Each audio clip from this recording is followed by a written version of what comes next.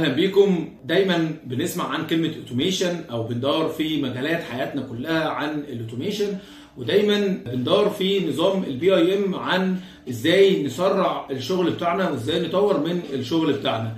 طبعا في مجال كبير جدا جوه النظام بتاع البي اي ام، وهو ازاي احنا نخرج شغلنا باسرع طريقه ممكنه، وهو مجال الاوتوميشن.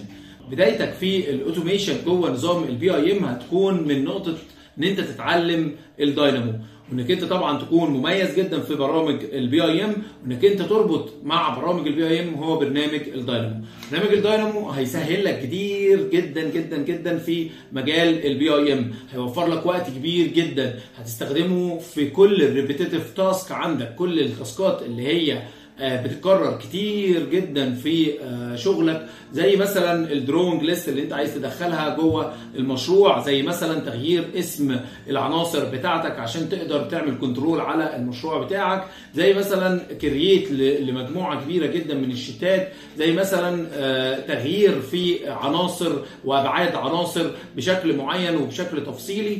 كل المشاريع المعقدة بنستخدم فيها الداينامو عشان نعمل عملية من الاوتوميشن بشكل سريع وبشكل مبسط.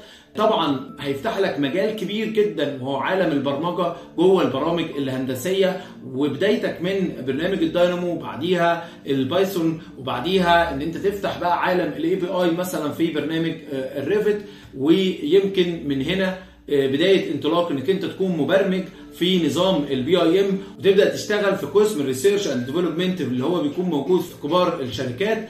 مجال قوي جدا، مجال فيه تفاصيل كتير جدا. بدايتك هتكون من الداينامو. بالتوفيق ليكم واشوفكم على خير.